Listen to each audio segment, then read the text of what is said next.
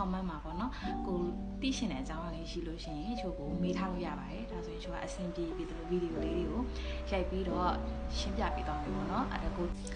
Hello ကာရမမ်ကမေချိုပါရှင်အခုပြောမယ့်အကြောင်းအရာတွေကတော့ပေါ့နော်အခု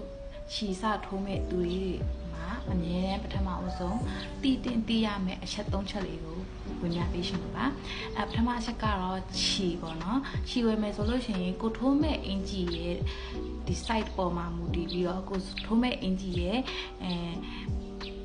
အနေထားပေါ်မူတည်ပြီးတော့ခြီမျိုးစားကိုရွေးချယ်ရမှာဖြစ်ပါတယ်ဥပမာကိုကပပချက်လေးနဲ့ထောက်ထားလာလေးကိုအဆင်ပြေပပလေးဝှရှင်နေဆိုလို့ရှိရင်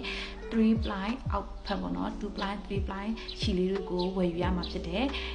ဒါရှိအကြောင်းကိုချို့ကိုမေးတဲ့သူတွေများလို့ပေါ့နော်ပြပြပေးရပါအဲ့ဆိုပထမတစ်ချက်ကကျတော့ရှီပေါ့နော်ရှီဝယ်တဲ့အခါမှာရှီ site လေးတွေကိုတေချာရွေးချယ်ဝယ်ယူရမယ်ပြီးတော့အဲ့ရှီ site နဲ့ပတ်သက်တဲ့ app လေးတွေကိုလည်းပဲကိုကသိထားရမယ်ပေါ့နော်တချို့ရှီ site တွေမှာတော့ SD ရဲ့ရှီလုံးကပဲ app site နဲ့ထိုးရပါမယ်ဆိုတော့ဒီ site လေးတွေထဲမှာကတ်ထားတာတွေပါတယ်တချို့ကြောင့်လည်းမပါဘူးပေါ့နော်ဒါကြောင့်မလို့ပထမဦးဆုံးအနေနဲ့ဆိုလို့ရှိရင်အဲ့ရှီ site လေးတွေကိုရွေးချယ်ရမှာဖြစ်တယ်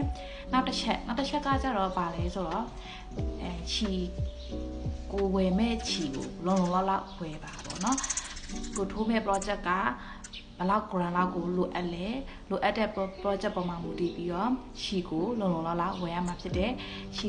မလုံလောက်မဝယ်ဘူးဆိုလို့ရှိရင်ထိုးရမှာကြန့်ကြာတတ်တယ်နောက်နေတတ်တယ်ပေါ့နော်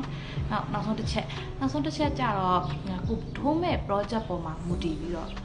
ကိုကဘယ်လို plan နဲ့သွားမလဲပေါ့နော်plan နဲ့သွားမလဲဆိုတာဥပမာကိုရဲ့အင်ဂျီကိုဈေးကွက်မှာတင်အောင်ချင်တာလားဒါမှမဟုတ်ကိုရဲ့မဲ့အပြုတ်ပေါ်မှာလားဒါပေါ့နော်ဈေးကွက်မှာတင်အောင်မဲ့ဆိုလို့ရှိရင်တော့ကိုရဲ့လက်ရာတွေကိုတိတာပုံလွင်စေမယ်ဓာတ်ပုံလေးတွေရေးပေးရမယ်ပြီးတော့လက်ရာကိုအသက်နိုင်ဆုံးတရက်လေးထိုးပေးရမယ်ဒါဆိုလို့ရှိရင်အဲ့လိုမျိုးထိုးလို့ရှိရင်ပုံပေါ်မူတည်ပြီးတော့ customer တွေရောက်တဖြည်းဖြည်းနဲ့များလာမယ်ပေါ့နော်အဲ့လိုမျိုးဖြစ်ပါမယ်တကယ်လို့ကအပျော်အနေနဲ့ကိုလက်ရာကိုထိုးမယ်ဆိုရင်လည်းတရက်လေးနဲ့ပုံတေးသေးရှာရိတ်စရာမလိုဘူးပေါ့ပုံသေးရှာရိတ်စရာမလိုပေမဲ့ကိုဝက်လိုက်တဲ့အခါမှာတတ်ဖြစ်ပြီးလာပနေဖို့ဆိုလို့ရှိရင်လိုအပ်တယ်ပေါ့နော်အဲ့တော့ဘလို့နေကိုထိုးမဲ့ project ပုံမှာမူတည်ပြီးတော့အထည်လေးတွေကိုအလားပါပေါ်အောင်လုပ်ရမယ်ဒါဆိုရင်၃ချက်ပြောတော့တဲ့အထက်မှာပထမတစ်ချက်ကတော့ခြီဝယ်တဲ့အခါမှာကိုယ့်ရဲ့ဝတ်မဲ့အဝတ်စားပေါ်မူတည်ပြီးတော့ရွေးချယ်ဝယ်ရမယ်နံပါတ်2တစ်ချက်ကကျတော့ခြီကိုလုံလောက်ဝယ်ရမယ်နံပါတ်3တစ်ချက်ကကျတော့ဒါတတိမထားမိတဲ့အချက်လေးပေါ့နော်ကိုထိုးပြီးသားအထည်လေးတွေကိုလက်ရတက်ရက်လေးနဲ့လှပမှုတွေပေါ်လွင်အောင်လို့ကိုကထိုးရမယ်ပေါ့နော်ပြီးတော့လက်ပ